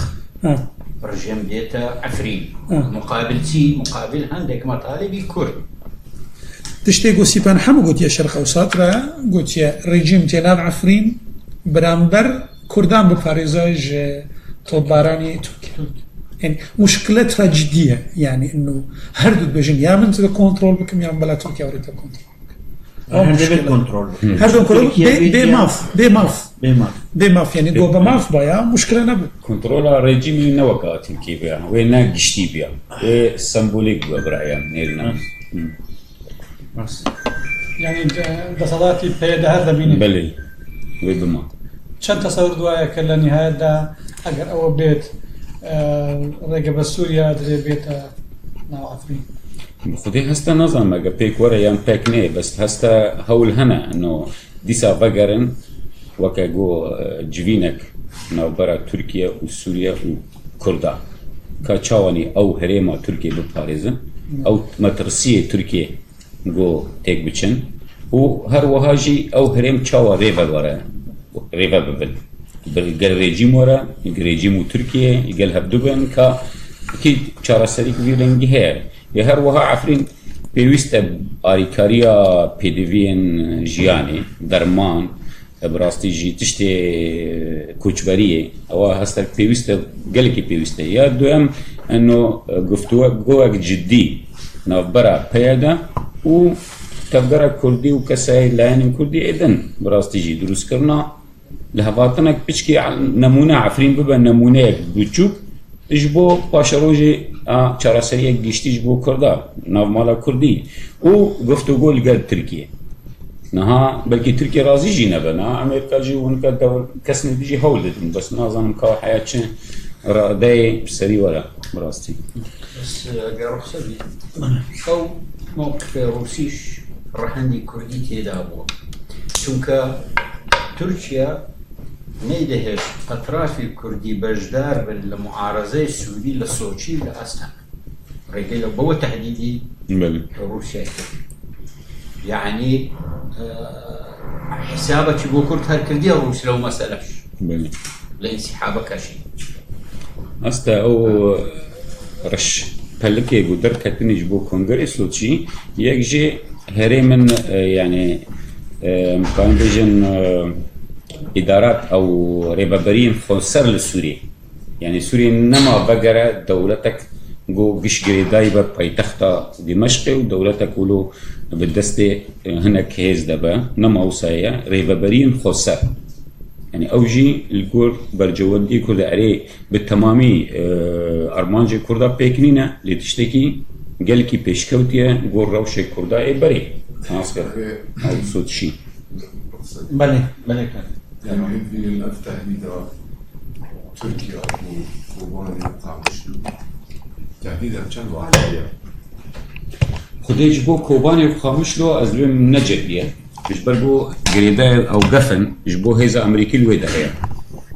يعني برجاهن أمريكي الويدا يعني الحياة المنبجي هي المنبج الكوباني وجزيرة كردية قامشلو بدر دورة ديريك ليش بس العفريني هيزا أمريكينية عفريني روج آفاي كمي فرات مية يعني تهزا أمريكي تنه داوي برجاهن أمريكي المنبجة كان أذكر كو تركيا واسي من بزج لك أمريكي يعني أمريكي الويدا هي جا تركيا قوتية دبي وقت عم بيش دهاتن عليه منبجة دبي أمريكا أو نشان يبكي سر ملي خوراكا جبو أمواجي برخنا بن برخا هاوسا قوتي جاوسا قوتي جا تزامي هو قوتن يعني بس رنجك دكتور رشاد يعني مثلا نعفرينا نش تركيا رجي ونجي يبقى رجي ونجي أمريكان رجي يعني منبج درجة جو تركيا همو مثلا كردي قفتو جو بك لسوريا يعني جو مثلا أولو كم بايان وريجيم ولا وكتشك ما في بدا كردان وتركيا بس نأو عفرين ددوج صديج عرزاز بس تبقى كذا يلو يعني عفرين 6000 كيلومتر مربعة 6000 حيصيروا بينجي 6000 حيصيروا بينجي لجزيرة أنا قود من دستي 6000 كيلومتر يعني 6000 و 6000 تركيا دبيجا أو درجة يعني دتشاد في تشار السريا أف بروجيكا تكاكا بيدا كردي لسوريا دبي داويا يبدانين يعني دو من خلشي قامشلو دو قامشلو بمباران ذكر دو شرب سر عموده دبو شرب سر سريكاني دبو تركيا دو خازن امريكاتي خوي والده اف مساله تشار سر بك ورجيم سوري اف مساله تشار سر بك يعني انا هرن گفتوگۆ بکەن ئەس بێگومانم تورکیا مەسەلا عفرینتەنێ ڕێژیمێرە و بروسیارە گفتوگۆ ناکە تشتێ بروسیا اتفاق کردە هەرە ناو عفرین ڕێژیما سووری و رووسی قسە نەکەن ینی بەس نە ئەو مەسەلەیە مەسئلە پرۆژێکە کوردیە لە سووریا بۆ زۆر زەحمەت والله بسیارەکەم جاریەکەم لە ڕۆستام و دوای کات ڕۆژگاریش ئەگەر بێت و لە نەتیجەی زەختی عسکەری و بە ناوبژی رووسیا و احتیمالەی ئێرانیش پەیەدا رازی ببێ کە جێشی سووری بێت ڕەمزیش ببێتە ناو عفرین ئەگەر بەڕەمزەبی وەکو جنابی کاک ڕۆژگار وتی ئەو کاتی قووەتی عسکەری و عملیەکە هەر دەستی پێدەدا دەمێتەوە بەڵام سووریا جێشی سووری دێت وەکو ڕەمز لەوێن دلێەوە وەکو یعنی شتێکی لەو کەمتر بە ئەوان بڵێن ئەگەر وا بێ ئەو شکانەی کە ڕۆستەم دڵێت بە هەموو حاڵەتێک ئەگەر تورکیا سەر نەکەوێت لە شەڕی عفرین شکستێکی گەورەی توش دەبێتە لە ناو تورکیاش لەو حاڵەتەشدا ئەم شکستە هەر دروست دەبێت شکستێکی ئەگەر پەیەدا تەسلیمی ئەوە بێت ڕەمزیان تەسلیمی ڕژێم بکات و تورکیا مەجبور بێت کە ڕابوەستێنێتە پێشەوە ئەوە تەسەوڕ دەکەی شکانی لە بۆ تورکیا تێدا هەیە نا بالعکس تورکیا بسەر بکەوە بۆ ئەو نەجات پەرستی تورکیا دەبێژەمە ئەو پرۆژێکی کوردی کوشت بە ئەو زەختی عسکەری من ئەو تشتەی هانێک بۆ من خۆست لە سووریا من کرد هەموو پارتیان ئۆپۆزیسیۆن قلیشدار ئۆغلۆ و داود بەهجەلیوە داخۆی دەرسنە ئەم لەگەڵ ئەو شەڕینە بێ ئەو پرۆژەکە بمرە هەموو لە ئاک پارتی بێتر لە دژی ئەو خۆپێشاندانی بەرکی لە تورکیا ببن تورکیا بە هێویە گۆگەڕیجیما سووریا ئانا کۆنترۆلەوە هەرێما بڕەمزی بکەش بۆ پرۆژێکی ئەمریکی نەچێ سەر و سبە بۆ سووریا بوو دەوڵەتەکە دیموکرات ئەو برادرانی مسلمان و ئیسلامی سنی نزیکی و نەگاوە ببن بەشێک ji دەوڵەتە سووری ئیجا بفەرمی و بدیفاکتۆ ئەو قەوەتە گۆ هەیەژی ئاگۆ فعلیان وە دەستێ پەکەکە دەبەن وا هەرێمان قەضایی سەر بکەن مەرحلە دوامدا ینی بەس تورکی ئانا دخوازێ ئەو پرۆژێکە ئەمریکی دخوازێ دەرباسی ناو شەرعیەت و دستور و پێشەڕۆژە سوورەت کە بشکینن و ڕێژیم ڤەگەرە کۆنترۆل بکە وا هەرێمان یان ڕێژیم یان ئۆپۆزیسیۆن کورد نەمینە مرحلة دومين أو دزانة كرد ضعيف دبنجا جو آرامي تشبه أو يارمتي أمريكي بو كردان نامينا أو وزني بيضة القبان نامينا ناف برا أوبوزيسيون وريجيم وداعش وانا أو قافي دومين وقضاء لسر وانا بكن جو هكا تنازلي كرب في رنجي إنه رمزيا همو هرين فقر بالنسبة للكنترول ريجيم السوريا أو أنا بمين جزء زور دخسرن شمرجو كردي زور كم بوا يعني مع الأسف يعني كردي للسوريا جو عم 2 مليون ونيف تاسع مليون أنا مليون وبنصب بقلكي هي يعني بناخذ برا هرمة كذا و6 مليون إنسان تدا هنا يعني دير الزور ورقة وباكوري حلب وحسكة 6 مليون إنسان تدا هنا مليون ونيف بقلكي كردن إيدي عربن يعني تشرنجي آراميا وديمقراطية شبه بروجيكي كردي بن آمنا أمين مش أقل مداخلة بكم مسألة قوي بما دتوان لقل أو روشاني كالعراق يعني أو وضعي العراق رويدا أو بيواندي كنيوان إيران وتركيا زياتر سرداني رئيس أركاني إيران بو تركيا و ريكوتناني ككرديان بشيكي لي ريكوتني سربازي بون وبشيكي تقريبا لا أدلبو يعني رودا وكاني أدلب بقدتا دقتا عفرينو وتنانت بيواندي با سيمالكا واتە سەحێلا و سێمالکە تا دەگاتە سەر سنووری تورکیا دەبێت و کەرکووک و ناوچەکانی تر یان ناوچە جێناکۆکەکان ئەمە هەموو پرسێکی سەرتاسەریەوەتە ئەو جۆرە ڕێکەوتنانەی کە کراوە تا ئێستا لە بینی تورکیا و ئێران بەشێکی پەیوەندی بە عێراق و بە سووریە لەو نەخشەی کە کاک ڕۆستەم پێشانیدا لە 2014 تا 2017 کورد تەمەدودێکی زۆری کرد لە ڕووی کۆنترۆلکردنی خاک و ناوچەکان بەڵام ئێستا خەریکە دووبارە پاشەکشەیەکی زۆر خراپی لێ دەکەوێتەوە ئەم پاشەکشەیە لە کەرکووک بینیمان و ئێستا لە عەفرین و دوجار لەوانەیە هەندە ناوچەی تریشی هەبێت واتە ئێستا لە بەهاری کوردی دووبارە گەڕاینەوە، ینی بەهارێک بێت کە بۆ یەکەم جار لە تاریخی کوردستان هێزێکی کوردستانی هەبێت بتوانیت کۆنتترۆل ناوچەکان بکات. ئێستا پاشەکشەیەکی زۆر خراپ دەبێت، ئەفرین لەدەست دەدەین و تا ئێستاش ئەو هەڕەشانەی کە لەسەر سحێلا و ناوچەی سێمالکە و تا دەگاتە منتیقەی زاخۆ لەسەر و ئەمەش پلانێکەوە ڕێککەوتنێکە مەرجی جێبەجێکردنی مەرجەکانی عێراق لەلایەن تورکیا پەیوەستە بەوەی کە عێراق چۆن بتوانین بگاتە ئەم ناوچەیە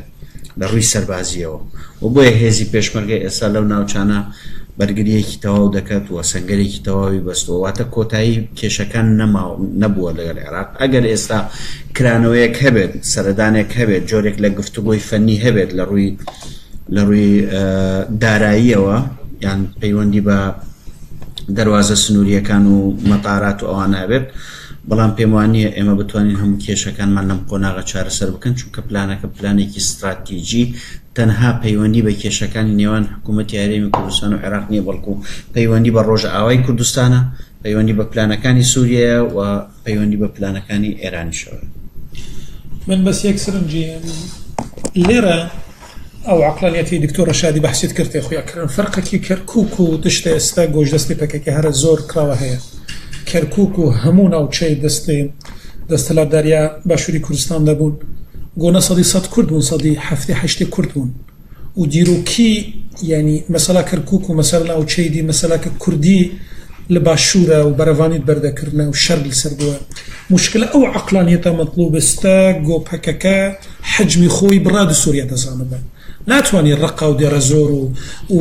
تەرفعات و تەڵەبیاد و من حکمی بکە و من بچ دبن واری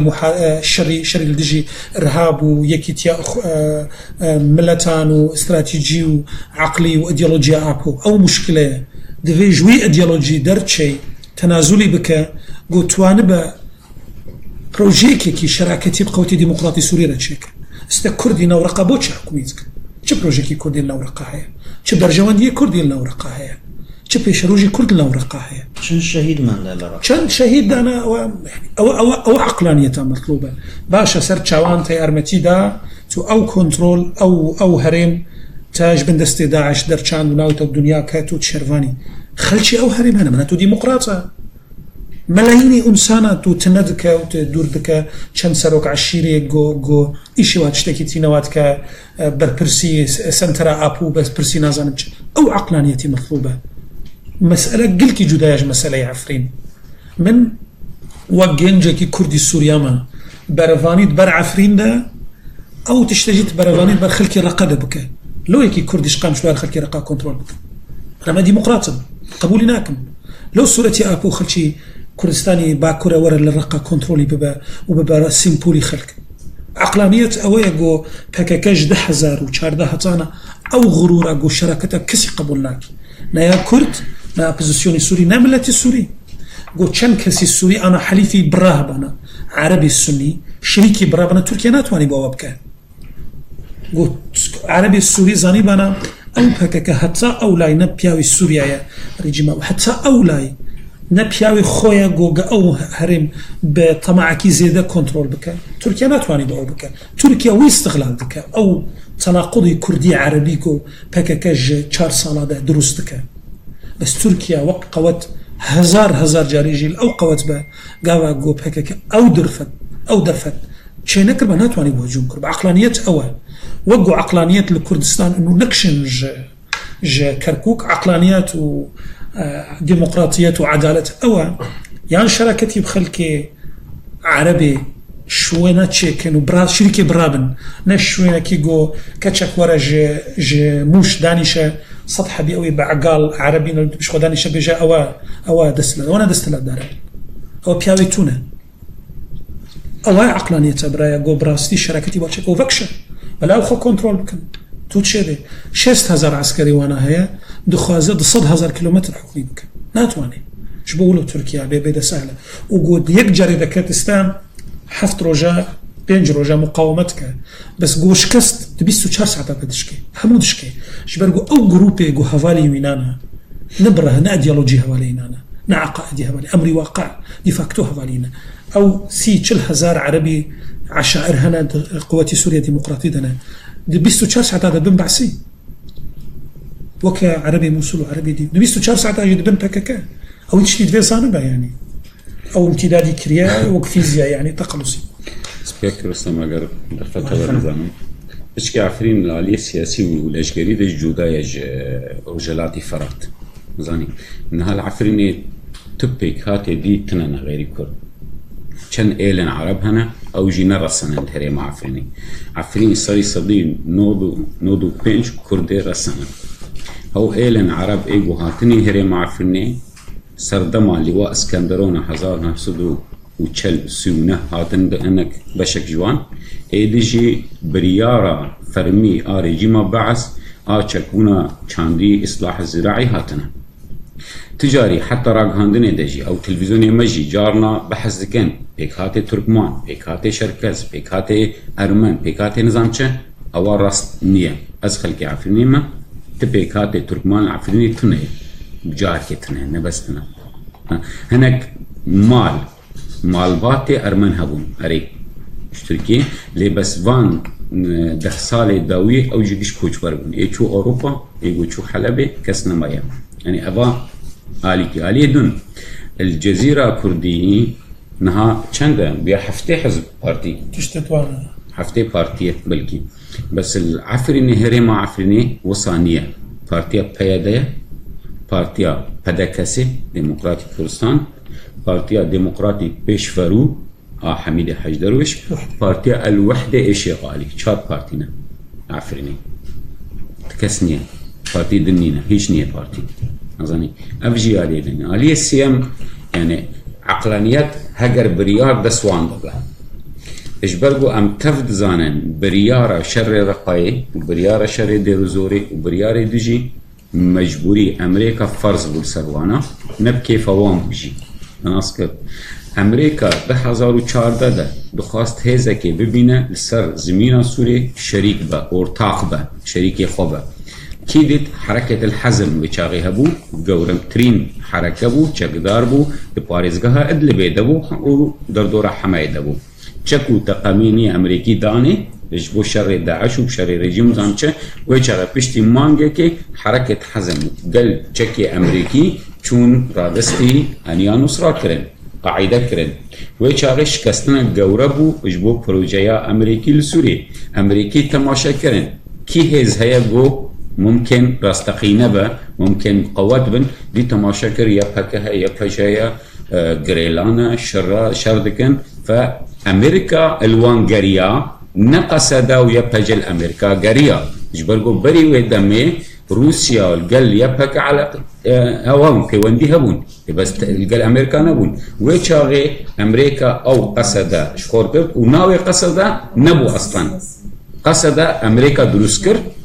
بشتي جو هناك هيزن عربي إيلن عربي شمروان جي القلوان تبلي وانكر إيدون وبو قصدا يعني أمريكا بروجا بيوستي أوان بقصدا هبو يبهك نا دست بيكين عكس وضروري ام بيجن انه داغير كرنا از بهم داغير كرنا رقا وديرو زوري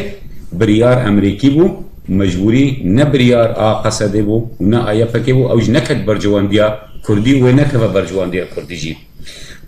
يدو داوي قصد العفرينينيه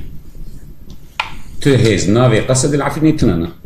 يفكايا جبرجو ايلن دنتنا ملتي دون بيكاتي دنتنا العفرين اصلا قصد دروس بكي ايجو هي يبهكي يبهجي ارتش سواره اب ايجو عليه عفرين او تركيبي مذهبي من 20 سيد يعني ديانة مسلمان سري سدي بلكي نوت مسلمان السنة جي بشك جي اس دي سري سدي كانم حيا بينج كيمتر ازدي و جندك او باجاروكك امكان بيجن او جي كردن اللي بمذهب خو علويه جندي او ناحيه ما باطل نعم اوكي برسيار وهم سرنجك كروستان فرمون او يوادرم مثلا شي وزاره كي خراب تجيشني من بي والله ما كنت مراسم في زنوي انا كسيانه بس رد زالبي لويك وكاري ورش كيشي تركيا وسر عفرين مسألة سنوور بەزاردن یا زیادە ڕۆیەکانی پەگەکەبێ لە ڕۆژاوی کوردستان بەتایبەتی لە عافری یعنی ئێوە من جۆم لێ نەبوو لە جەنابتان لە ئەوڵەوە تا کۆتایی بڵێ ئەوە شەڕی ئیرادەیە لە دوای شەڕی داعش لەگەڵ کورد جۆم لەوە بەڕاستی باش لە حاڵەتی شکستی یا سەرکەوتنی ئەو هێزەی کوردجایە کەەوە دەزانین ئێمە ما بڵێن پەگەکەیە دەیکات و شەڕی ئیرادەکە دەکات سەرکەوتن یا شکستی ئەو ڕۆڵی ئەنە کەسە مووقفی ئەنە کەسە لە ڕۆژاوای کوردستان بە دوجار ئەوەی لە عافری ڕۆدا کاریگەری بەسەر تەواوی ڕۆژاوای کوردستانەوە دەبێت باش بە پرسیارشتەوە بێت بۆ ئەوەی چونکە کاتمان تەواو بووە ئەگەر بە زۆر بە کورتی دوای بە کورتی لە دەستپێکی سمیدانەکەتەوە ئێستا تۆ ئاماژە بە خاڵە لاوازەکانی هەردوو حیزبی شۆڕەشگەر یەکەکەیدا خاڵی لاوازەکانی ئەوە یعنی یەکوتی ئەوەی کردو ئایدۆلۆژیەکێک و سەپاندۆ ئەوەی کردو إلى آخری ئەگەر بگەینە آخر نقاطی ئەو هەردوو حیزبانە بەگراوەندێکی هەیە کە بە ناوی کوردە لە جیاتی ئەوە ئێمە لەسەر مێزێک دانیشین باسی ئەوە بکەین بڵێن ئەوەی کردەوەی کرد بۆ ئێمە هەوڵی بدەین لەناو ئەنە کەسە و یەکەکە و پارتی و ئەوانەی ئیتفاقێک هەوڵی بدەین لە کاتی ئەوە ئیتفاقێک بۆلێکی نەتەواتی بکەین زۆر باشترە لە ئەوەی ئەمن لە کۆنگرەیەکدا یان لە شاشەیەکی تەلەڤیزیۆنیدا یان لە ناو جەماوەتدا باسی ئەوەی بکەم کە خاڵی لاوازی حیزبێکی کوردی ئەوەیە یان خاڵی لاوازی پارتی یان ئەنە کەسە ئەوەیە بۆ ئێمە ئەم جارە هەوڵ بدەین هەوڵێکی نەتەواتی بیتن چونکە ئەوەی لە تاریخی کوردایەتیدا کە بەسەرمان هات لە کەرکووکەوە بگرە لە قازی بگرە لە مەحموود بگرە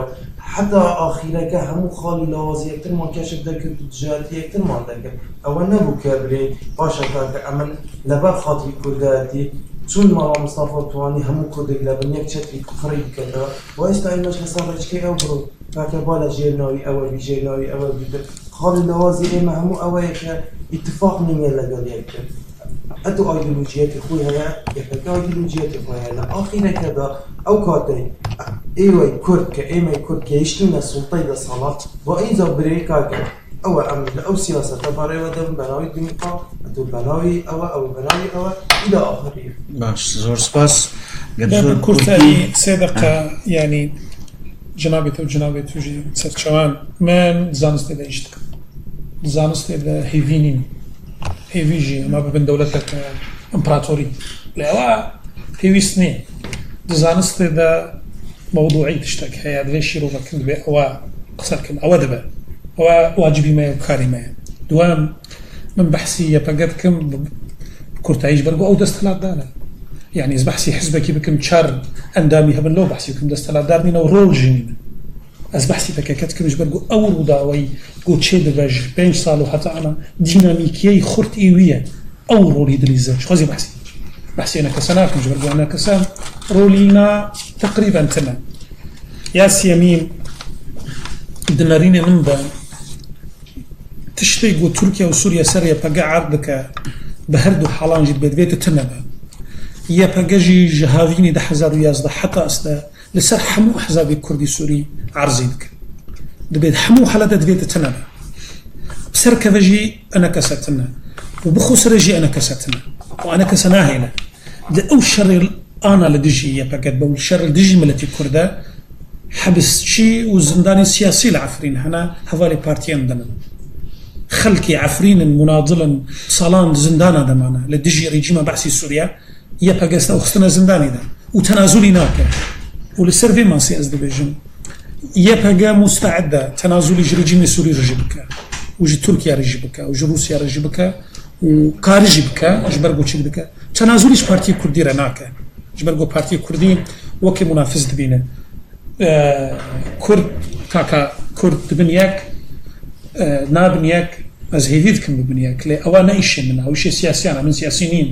يعني مثلا ندعاية ونفشتا ودعاء باوا بكم أو إيش من وقت زانستني أو إيش كسان دنا يا ربي ببن بس أو إيش مني إيش من أو عالمي موضوعي هي أصبح سيدكم شيلوفتكم قرنا ريني أو عالمي موضوعية مع الأسف جوتو ليكيتيه كرد بقرة أو شركة رياقة جبك أو دستلا داري كاري براتی و یەکەڕی بکە ئینسانی بندست و زعیف ناتوانانی بکە ئێستا ئەم دخوازن ئەمریکا شیرکاتی مەرە بکە لێ ئەمە مەرج نیین ئەم شیرکاتی ئەمریکا شەرت ئەوە خۆت ئەوە دەستلاندا ئەمە نین ئەمە زعیف سپاس دەکەم گەردان ئازادکەنە چوون 10 دقات گەلکی گەردان ئازاد زۆر سپاس زۆر